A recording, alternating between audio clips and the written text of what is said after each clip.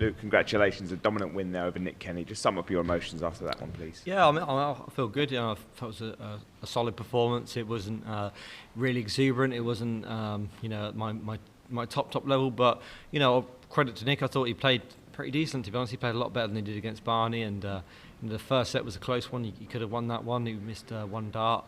But after that, I felt like I got a little bit better. I grew into the game a lot more, and it was a solid performance. It was, not being big-headed, it wasn't at my best game, but sometimes you don't have to be at your best game every single round. It's important just to play the player or play the board and just get through the game. And what more can I ask for? 7 out of 7 sets. That's all I can. How's it been for you, winning on the opening night and then having to wait until now to come back and play again and seeing what's unfolding in that gap? How's it been? Yes, it's been enjoyable watching everyone lose and you still be in the tournament. But on a serious note, I've enjoyed watching a lot of new superstars and a lot of different players that you don't get to see. As a fan, it was nice. But yeah, you have that little bit of a drive. You want to come up. You want to be back. You don't want to be waiting 12 days. But on the other hand, I enjoyed the time off. Probably the longest, maybe the first or second time I've had a break like that for this year. So I really enjoyed it. I used it to my advantage and.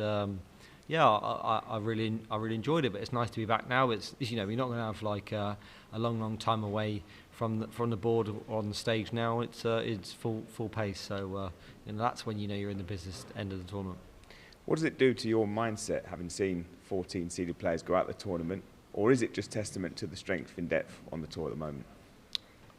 A bit of both. To be honest, I'm not there watching the seeds losing and going, "This is good for me," because I don't want to play in the World Final and play against someone else. I want to play against Gary Anderson or Ross Smith and Michael van Gerwen and Getty Price. I don't want to play against anybody else. I know, no disrespect, but I just want to play against the best. So I wasn't there watching it and enjoying it. It makes it a lot easier for Michael. I bet Michael's rubbing his hands a lot. He's probably looking at it thinking this is a good draw for him, but.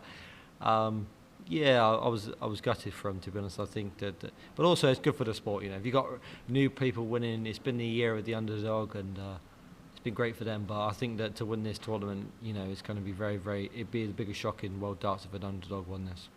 Peter Wright up next, a wounded Peter Wright at the moment. We saw him come through his battle earlier against Watermean. He's not feeling great, but he's still a dangerous player, isn't he? He is a dangerous player. I felt like he was okay in the practice room. I mean, maybe he was. A lot iller than he showed, but I didn't really see any signs that he was that ill as he maybe said he was. But I've been ill here 2 years ago and I played Bunting and Vincent van der Voort, and I was really I struggled. I couldn't perform anywhere near the top level. He actually played probably one of the better games he's played for a long time. But he's had a lot to say over the last couple of weeks where he says that he doesn't fear me and Luke Littler, but he said he's going to smash us. So. All pressure's on him now, because if he doesn't, then the egg's on his face, not mine. I'm really relaxed, and if he doesn't beat us, then it's going to look silly on him, not me. Luke, congratulations. I just want to know what you do for 12 days between a first match and a second match. I mean, it's not an obvious thing that you get to do a lot, so it's not something that happens every time you play in a major tournament. It's the only time that it can ever happen, so... Literally, it was a lot of Christmas shopping, a lot of practicing in between. I didn't neglect my practice. I made sure I had maybe a couple of days off afterwards. So I played, and then I was straight on the practice board and Christmas shopping and spending time with my family. Because you don't get a lot of time off like this a lot. So it was really nice, and I did send a few interviews previous that if I would have played on the 22nd and played on the 28th, that little break in between would have been enough to think I'd rather have 12 days off rather than 5. So now you're in that rapid end where you're playing all the time. It's a lot better. Just wondering how much of it you've actually watched. You talk about the seeds falling and that not being something that excites you, but have you been watching some of the matches to get yourself, just keep the juices flowing during that big gap? Yeah, I mean, I've been watching it as a fan, so I've been watching a lot of the players, and I just kind of don't really see anybody that's really put their hand up and performed at an absolute incredible level. I think for the only one I can off my head is Callum Rids.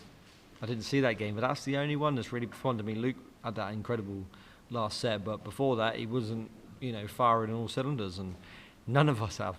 So I think there's a lot of pressure on everyone this year. I think everybody's sort of seeing an opportunity, and You know, it's kind of making everyone try too hard. I mean this in a backhanded compliment sort of way, but maybe some of those other players, actually having watched you in the first couple of matches, might think the same about you. You know, because you've made it actually look very, very easy. I mean, you've averaged over 95 there, and you've not really broken sweat.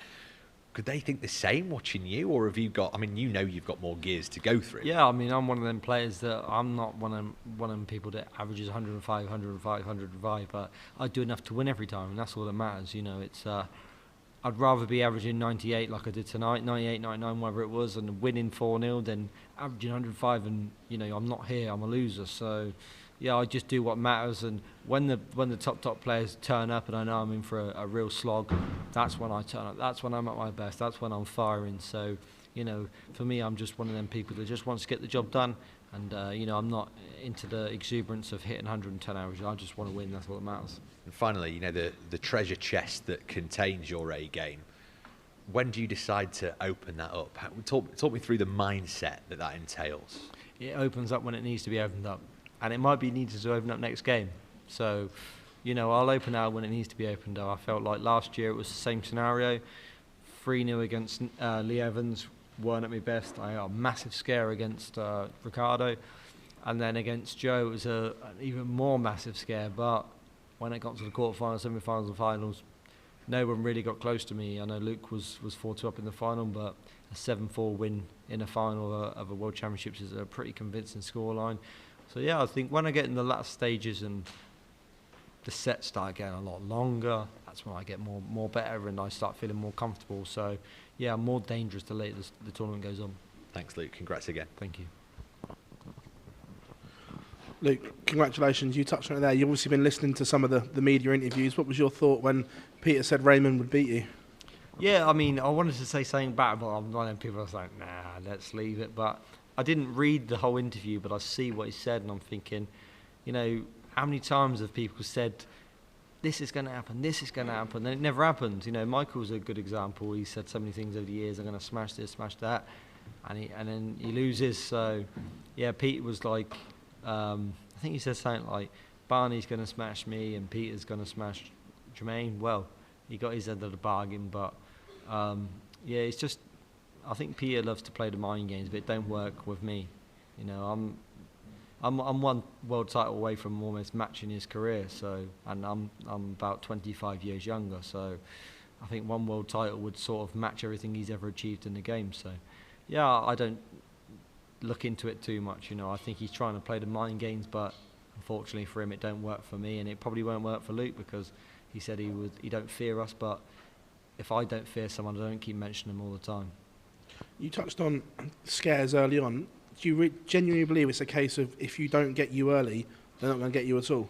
Yeah, I don't think that, but I do believe it. I don't think it in my mind like, if you don't get me early, I'm gonna win. But I do feel like the more the tournament goes in, I'm not just talking to myself. I'm talking like me, Luke Litt, Mike Van Gerwen, people like Gerrans. If you're not going to get us early, and you're going to allow us to play best of 9 sets, best of 11 sets. No, we're not unbeatable in that length, but that is when it does play into our hands, and you know, it's only going to benefit me more if I'm making the quarter-final and I'm playing best of 9. But I think I've probably got one of the tougher draws of the side of it. You know, Peter Wright, 2-time world champion. Then it could be Bunting, who's an absolute unbelievable player. You know, I've been practicing with him. And then it could be Luke or Ryan Searle, and then it could be you know, Mike Van Gerwen. So I think I've got a tough running from this moment on, and you know, I'm going to get on that practice board and really work hard to say, all right, now's the time to make sure that you're at your absolute best to win this tournament. I love the fact that you know who's in every little section of your draw. Any player that says they don't are liars. Trust me. If you were to go on and win a second world title, being the players you just mentioned, would this be better than last year's? If it runs into the same situation, yes. But I also feel like winning a second world title or back-to-back world title actually is a lot harder, because when you win it the first time, it was all a little bit of a shock, a little bit of a surprise. When you win it a second time, it's almost like you've proved everyone wrong, and everyone don't think you're going to win it again, because the chances of people winning it back-to-back is incredibly rare. You know, we've seen Phil and Phil, Adrian and Gary do that. So yeah, it's a rare occasion. So for me to do it a back-to-back would be a surprise for everybody. But I do believe I can do it. Of course I do. And it's gonna have to. I'm gonna have to bring out even better than I did last year. But if I can produce what I did last year, and then backstages, the last 16 quarters and final, yeah, I do believe I can go on and do it again. Thank you, Phil. Well done, Luke. Thank you. You're talking about Peter there and what he said when he spoke to us after his second round. You match. want a nice headline here, don't you? Can you use that as extra motivation for yourself? Yeah, I'm only having a laugh. I'm only messing, but yeah, I mean, Peter. I think some players they love to have a little. They love to get in your mind a little bit. Love to make you think like I'm doing right now. He's probably going to see this interview and he's probably going to see your headline. He's going to think I've got in his head, but he hasn't. I'm just saying that he has to smash me now because he said that was what was going to happen. And if he beats me, then he's going to have to smash Luke Littler because that's what he said he was going to do. And I'm just saying that it never works out well for people that say what they're going to do, how they're going to do it. Peter said he was going to win a major this year, and he wasn't going to tell anybody what major it was going to be. Well, it has to be this one, otherwise he's going to look silly again. So, all the banter aside, I'm really looking forward to playing him. He's a top guy. He's a two-time world champion. He's got massive experience, and I respect him a lot. And I'm really, really pleased for him the way he played tonight. He hasn't been well, but I'm hoping that I can pounce on that in 2 days' time and really, really perform in the way I know I can. Watching on from home, you've obviously a lot of seeds have fallen. We've mentioned that a couple of times. Is there any particular name that's not in the tournament anymore that you're particularly surprised at? Or? The Gary Anderson one. I heard he was injured though a little bit, so I think that would maybe be why. But I was really looking forward to watching, as a fan, Gary Anderson versus Ross Smith. There could be no dart fan that could say they weren't looking forward to that. That would have been an absolute barnstormer of a game. Two absolute heavy scorers. I was gutted that they both didn't win, to be honest, because that would have been a great game. It really would have been. But it's the year of the underdog apparently this year. There's no one that can't win, and a lot to play for Jeffrey de Graaf and Paolo Nebreda. Yeah. So it's great. Great for them. It's really good for them, and I'm just gutted that Gary did lose because I'd love to have seen him maybe even make the final, and hopefully I would have made the final and played him. Well done, Thank you. Luke, well done on that win and the performance up there. You said that if you went back-to-back on the World Championships, you'd pretty much equal what Peter Wright's done, but you would probably surpass what 95% of players who have ever played darts have done as well. So obviously a long way to go, but if that did happen, how do you keep that motivation before the age of 30? I think Peter's won 2 world titles and 6 major tournaments without the Masters. Yeah, I think that would, or he's won 5 and then 2 worlds. So I would have matched him without the Masters, which ain't ranked. So it'd have been ranked on. So yeah, that'd have been a nice coup because I rate him as one of the best that's ever been. So it'd been nice if I could win this to match him.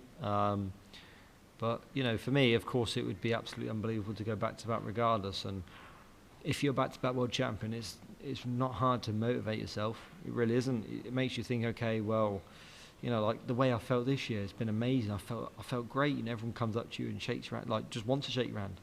Oh my God, like, can I shake your hand? It's like, of course you can. It's really, really lovely. So you want that feeling to stay with you forever. But unfortunately, if I'm going to be in this game until I'm 50, I'm not going to win 21 world titles. So you have to experience many, many years of not being world champion. It probably does hurt, but I don't want that feeling to be in the next 12 months. It's only been just over a year since you lifted your first major. Where are the hunger levels now compared to, say, just before that World Grand Prix victory? Yeah, good question. I think it's massively higher now. I want to achieve more and I want to win more. We as players have got a great opportunity. The PDC have grown the game absolutely massively in the last 5 to 10 years. But, over the last, say, 12 months, it's grown even more. So there's so much opportunity, so much money to win, so many titles to win. And, for me, I'm only motivated by titles, and for me, I'd love to break, my motivation is to break the 10 major thing, I think James has got 10, the third most decorated player in world darts, so I'd love to break that in the next 2 years, maybe. That would really be a massive coup. And there's many targets I want to set myself, but I'm just going to focus on trying to be back-to-back world champion first. And you said you're a darts fan as well, so will you be watching both your rivals tomorrow, Luke Littler and Michael van Gerwen, in action? Possibly. I mean, I think now I'm really deep in the competition. I don't want to flood my mind with watching too much, playing too much, and everything's about darts all of a sudden. I'll be watching Ryan Searle, of course, because one of my best mates. So I think he's on first one. Yeah, so I'll make sure I'm up for that one. I'll be watching him, and then I'll try and grab a little bit. I mean, whatever happens between the next Luke or Michael, I won't be like worried if they play amazing or they play rubbish. But yeah, of course, as a darts fan, you want to watch the best games. So I'm hoping they both win because it's good for the tournament. Cheers, Luke. Well done tonight. Thank you. Thank you.